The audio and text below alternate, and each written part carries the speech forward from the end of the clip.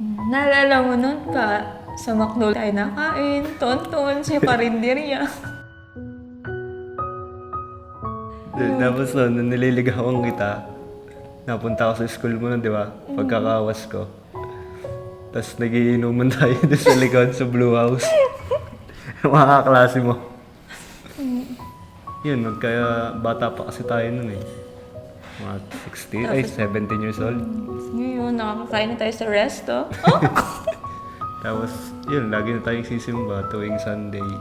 Kahit saan, kahit kailan, kahit anong bagyo pa man ang dumaan, ikaw pa rin pupuntahan.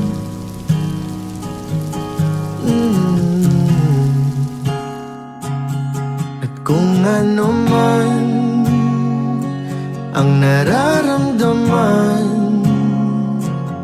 asahan mong ako'y andito lang, di ako lalayo kailan pa man. Pag kumakain tayo sa labas, ano yung favorite mo? McDo, tsaka Jollibee. Inasal.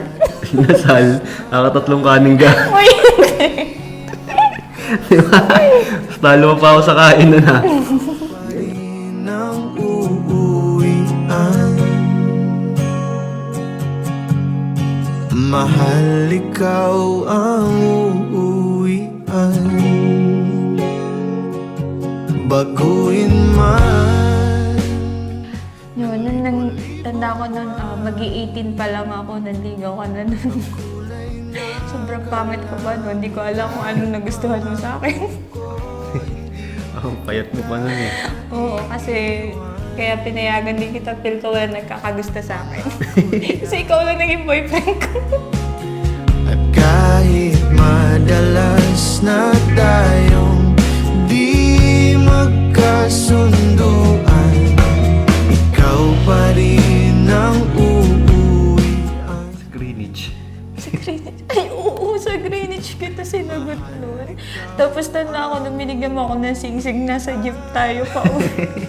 Tayo lang yung sakay nung biglang sinuot yung singsing. Man sa dulo at tatanda, Wala, nagandaan ako sa yun eh. Si Lord na nagbigay na tayo talaga. ikaw pa rin. Oh, ikaw pa rin. Ikaw